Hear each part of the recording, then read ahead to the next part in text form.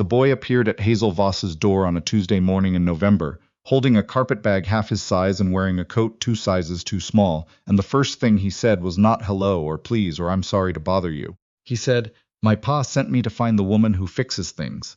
Hazel was 31 years old and ran the only seamstress shop in Broken Spur, Texas, and she had never in the 4 years she'd lived there been described that way. She looked past the boy to the street beyond, where a man sat on horseback at the edge of the road, too far away to read his expression, close enough to see that he was waiting. "Who's your pa?" she asked. "Garrett Wills," the boy said. "He says you're the only one in town who won't turn him away." Hazel had heard of Garrett Wills. Everybody in Broken Spur had heard of Garrett Wills. The widower who lived out on the Callaway Creek land, 12 miles from town, who came in for supplies twice a year and didn't speak to anyone he didn't have to. Who had a reputation for being cold and difficult and possibly dangerous, though nobody could say exactly why they believed that last part. He just had the look of a man who'd survived something that had changed the shape of him. She had never spoken to him personally. She had seen him from across the street once. That was all. "What does he want?" she asked the boy. The boy, he couldn't have been older than 9, looked down at his carpetbag. "He wants you to come to supper," he said, "and he wants to ask you something. He said to tell you it's important, and he's not the kind of man who uses that word unless he means it." Hazel looked at the man on horseback again. He still hadn't moved. He was watching her the way a person watches something they're not sure they're allowed to want. "Wait here," she said. She went inside, stood at her work table for a moment with her hands flat on the fabric she'd been cutting, and thought about what she was doing with her life. The shop was hers, fully paid for, the one thing she had built with her own hands after leaving Missouri at 26 with $30. And a letter of reference from a woman who had since died. She had customers. She had a routine. She had a life that was small and quiet and entirely under her own control. She had also, if she was honest, been very lonely for a very long time. She went back to the door. "Tell your father I'll hear what he has to say," she said. "But I'm not making any promises." The boy's face broke into a grin that transformed him completely. For just a moment, he looked like a child instead of a small person carrying adult worries. Then he schooled his expression back to seriousness and nodded like a man concluding a business deal. His name was Emmett. He was 9 years old. His mother had died 14 months ago of a fever that should not have killed a healthy woman of 34 but did, and he had not smiled much since.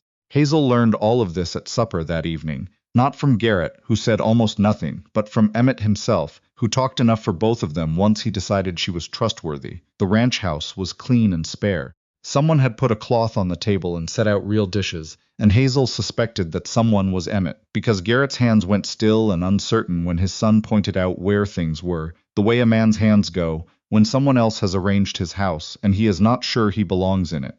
Garrett Wills was 40 years old and looked it in some ways and didn't in others. His hair was dark going gray at the temples. His face was the kind that had been handsome once and was still striking, though the handsomeness had been worked over by weather and grief, until it had become something harder and more specific. He had the hands of a man who spent his days in physical labor, and the eyes of someone who spent his nights not sleeping. He waited until Emmett had gone to bed before he spoke.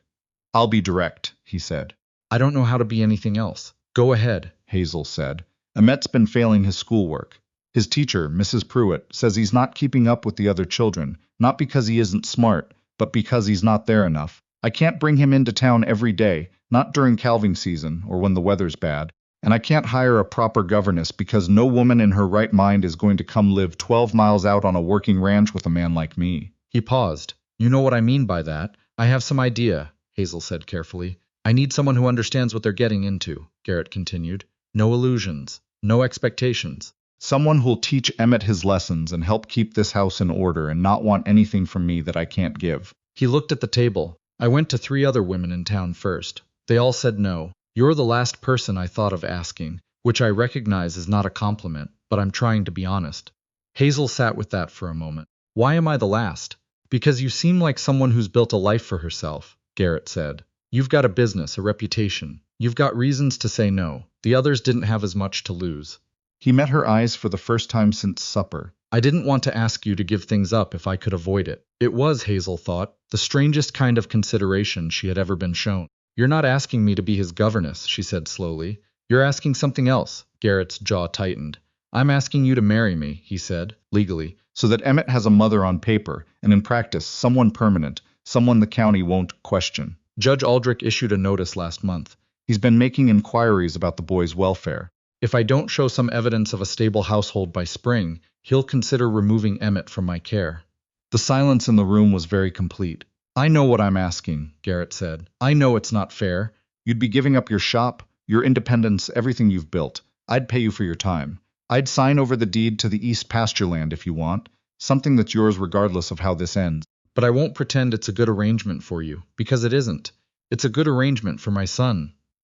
Hazel thought about the shop, about the small room above it where she slept alone under a quilt her mother had made, about the evenings she spent taking in alterations by lamplight, listening to the sounds of other people's lives through the walls. She thought about a different evening, years ago, in a schoolroom in Missouri, where she had seen a boy come in with bruises on his wrists and had told herself it was not her place to ask.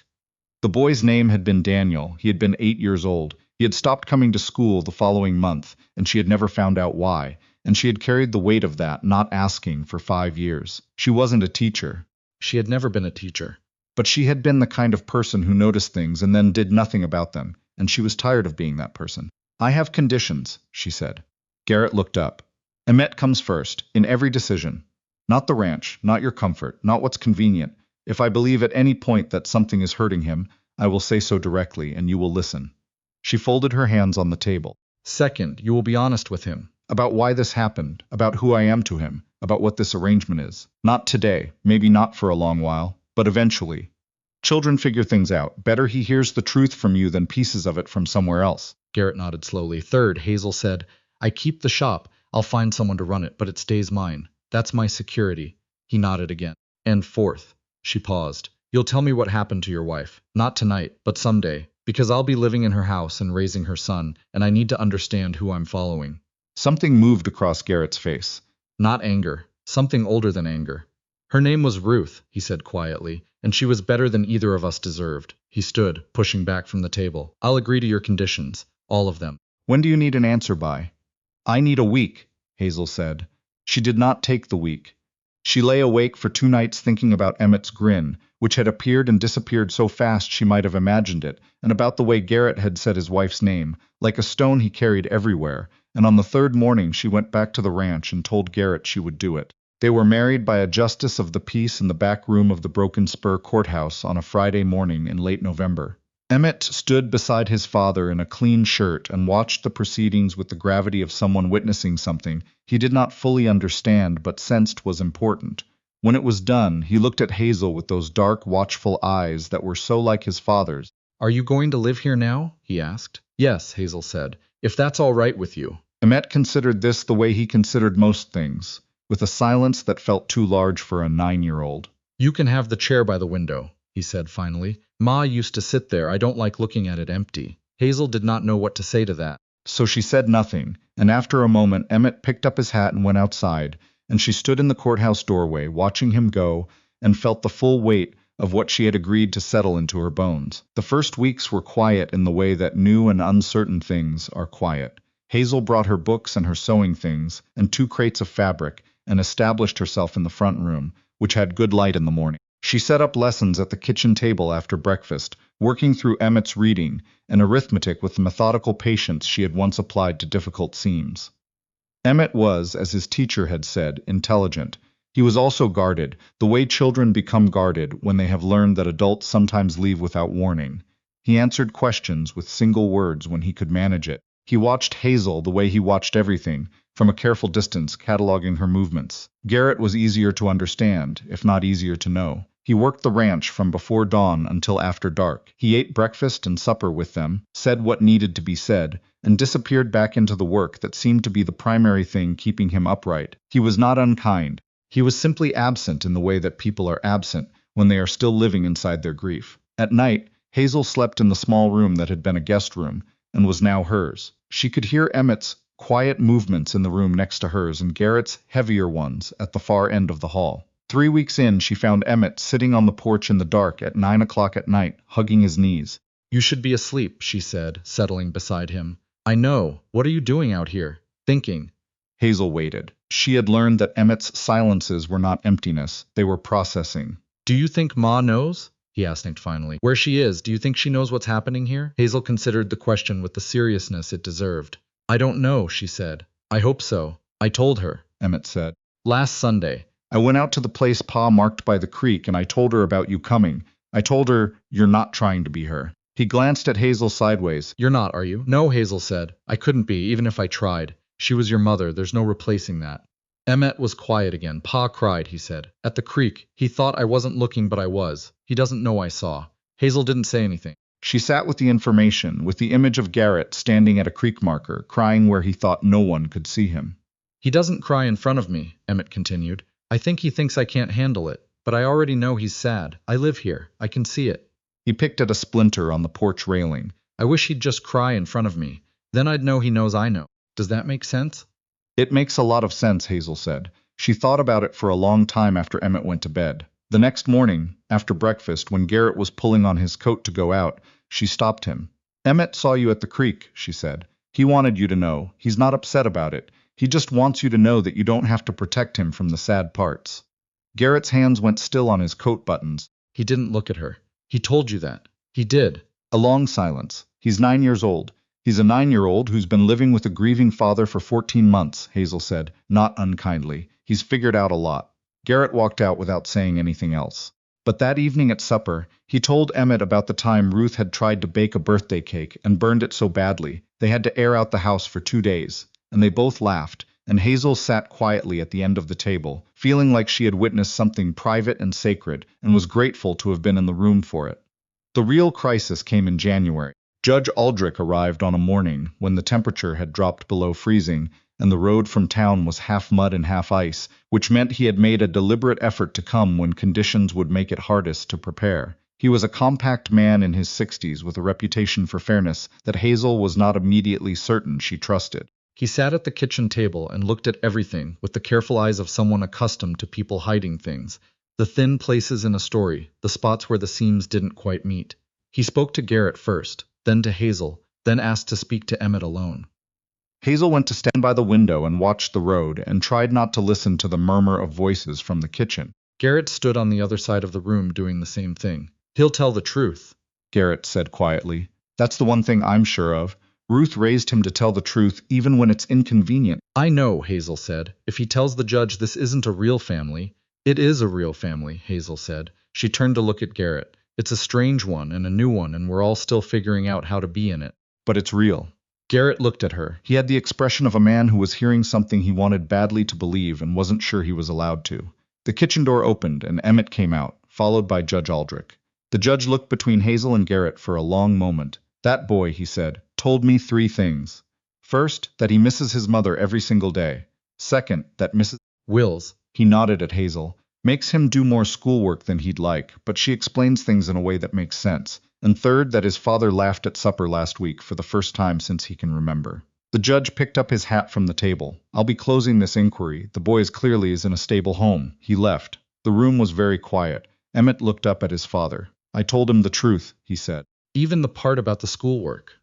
Garrett made a sound that was almost a laugh. He crossed the room and put his hand on Emmett's shoulder, and Emmett leaned into it like he'd been waiting, and Hazel turned back to the window, because some moments belong to the people in them. Spring came the way it always comes to that part of Texas, sudden and violent and green, and with it came a kind of easing. Emmett's schoolwork improved. He started coming to Hazel with questions that weren't about lessons, about why birds flew south, about how stars got their names, about whether his mother could see him from wherever she was. Hazel answered what she could and said honestly what she didn't know, and Emmett seemed to find the honesty more useful than the answers. Garrett started coming in from the fields a little earlier. He began sitting with them in the evenings sometimes, not talking much but present, which was different from before. One evening Hazel looked up from her, mending to find him watching her with an expression she couldn't immediately name, and he looked away before she could.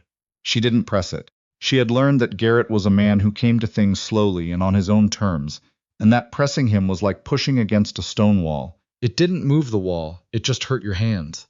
In April, Emmett found an injured bird in the south pasture, a young meadowlark with a broken wing, and brought it home in his hat. Hazel helped him make a small enclosure in the barn. Garrett, who she would have expected to say the bird would probably not survive and they shouldn't get attached, instead helped Emmett carve a small perch from a piece of cedar, working his knife over the wood with a steadiness and care she found unexpectedly moving. He noticed her watching and said, Ruth kept a garden. I never saw the point of it. Flowers that die in 6 weeks. He set the perch aside. I get it now. You do it because the 6 weeks matter. Hazel thought about that for a long time. One evening in May, she was writing a letter to her sister in Missouri when Garrett came in from outside and stopped in the doorway and said, "I need to tell you something." She put down the pen. All right. He sat across the table from her, which was itself unusual. He was a man who most often remained standing, as if he might need to leave quickly. When Ruth was sick, he said, "There were 3 weeks where I knew she might not recover, the doctor told me. I didn't tell Emmett, and I didn't tell Ruth I was as scared as I was, because I thought I had to hold it together for them." He looked at his hands. "She died thinking I was handling it. She never knew how afraid I was, because I was too busy looking strong to let her comfort me, and she was the kind of person who would have." His voice was very level, the levelness of someone who has rehearsed what they're going to say. "I've been thinking about that for 14 months. How I was alone in something I didn't have to be alone in, because I chose it." Hazel waited. "I don't want to keep making that choice," Garrett said. "I don't know exactly what I'm saying." I just wanted you to know that. She reached across the table and put her hand over his. He went very still the way he did when things surprised him. I know what you're saying, she said. You don't have to have the exact words. He turned his hand over and held hers, and they sat like that for a while in the kitchen, with the lamp burning low and the spring wind moving outside, and it was the most uncomplicated moment Hazel had felt in longer than she could remember. Emmett, coming in for a glass of water, stopped in the doorway, looked at them, looked at the ceiling, and said, "I'm going back to bed," with the studied neutrality of a child who has noticed something and decided to give it room. The following week, Hazel found herself thinking less about the shop in Broken Spur and more about the corner of the ranch where the creek widened into a shallow pool and the cottonwoods grew thick enough to make shade on even the hottest afternoon. She had started thinking of it as hers. She had started thinking of the house that way too. Not the house she was living in, but the house she was building, the one that existed in the small accumulations of ordinary days. The chair by the window that Emmett had given her, the shelf she'd asked Garrett to put up for her books, the meadowlark, recovered and released, who still sometimes came back to sit on the fence post by the barn. She was home. She had not been home anywhere in 5 years, and it had happened so quietly she had almost missed it. Garrett asked her, on a warm evening in June, while they were sitting on the porch watching Emmett chase fireflies in the grass. He was 10 now, almost too old for it, but not quite, whether she was happy. The question surprised her. It was not the kind of question she had expected from him. "Yes," she said. Are you? He was quiet for a moment. The kind of quiet she had come to understand meant he was being careful with something. I didn't think I was going to be, he said. After Ruth, I thought that was finished for me, that I'd gotten my share of it, and that was that.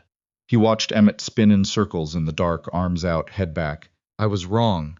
You were wrong a lot, early on, Hazel said. A pause. Yes, you're less wrong now, Hazel. I'm just being accurate. He laughed. It was a real laugh, not a polite one, the kind that catches a person off guard. She had heard it before a handful of times, and she collected each one the way Emmett collected feathers and smooth stones, things that were ordinary and also somehow worth keeping. "I'd like to." Garrett started and then stopped. "Say it," she said. I'd like this to be real, he said. Not the arrangement, not the paperwork. I'd like it to be real. Hazel looked in the grass. Emmett had stopped chasing fireflies and was watching them from a careful, hopeful distance. "It already is," she said. Emmett, hearing something in her voice, came running back, slightly out of breath, grass-stained at the knees. He looked between them with those dark eyes that missed nothing. Are you staying? He asked Hazel. "Not for the year. Not until the inquiry closed. Staying." Yes, she said. He nodded very seriously. Then he went back to the fireflies because he was 10 years old and there were fireflies to catch, and some things were simply good and didn't require more ceremony than that. Later, after Emmett had gone to bed and the lamp had burned down to a glow, Garrett said Ruth's name again, the way he always did when he was being honest about something. She would have liked you, he said. She would have said you have good sense and a sharp tongue, and she would have meant both as compliments. She sounds like someone I would have liked too, Hazel said. She was, Garrett said. She was the best person I knew. They were quiet together for a while. Outside, the last fireflies drifted through the dark, and the creek moved over its stones somewhere in the distance, and the ranch that had been Ruth's was becoming, slowly and imperfectly and surely, something else. Not a replacement, not a forgetting. Something new built from the same ground, the way things grow back after a hard winter, not the same as before, but alive, rooted, reaching. Emmett stopped having nightmares in July. He told Hazel about it with the matter-of-fact tone he used for reporting facts. "I haven't had the bad dream in 3 weeks," he said over breakfast. "The one where I can't find Pa. I think it might be done." "I'm glad," Hazel said. He thought about it. I think it's because I stopped being scared you'd leave. Hazel set down her coffee cup and looked at him. He was eating his eggs with the focused attention he gave everything, apparently unaware that he had just said something that required a moment. I'm not leaving, she said. I know, he said. That's why the dream stopped. Garrett, coming in from outside, looked between them. Hazel shook her head slightly. He poured his coffee and sat down, and the three of them ate breakfast in the particular silence of people who have nothing they need to say, because everything that matters is already understood. That was the truth of it, she would think later. Not the ceremony, not the paperwork, not the judge's approval. The truth of it was that morning, that ordinary morning in July, with the windows open and the heat already building outside, and a boy eating his eggs without nightmares. The family they built was not the one any of them had planned for. It was made from loss and necessity, and two people who had learned the hard way that surviving alone was not the same as living. It was made from a boy who had been brave enough to grieve out loud, and a man who had been brave enough to stop hiding it, and a woman who had finally, after 5 years of running from her own failures, been brave enough to stay. They planted a garden that fall, vegetables, and a few flowers because Hazel insisted. Garrett said flowers were impractical, and Emmett said he liked the yellow ones. And so they planted the yellow ones too, and all winter Hazel kept the dried stalks in a jar on the windowsill, the chair by the window that had once been Ruth's and was now hers, because beauty mattered even after the season, for it had passed. And in the spring the flowers came back,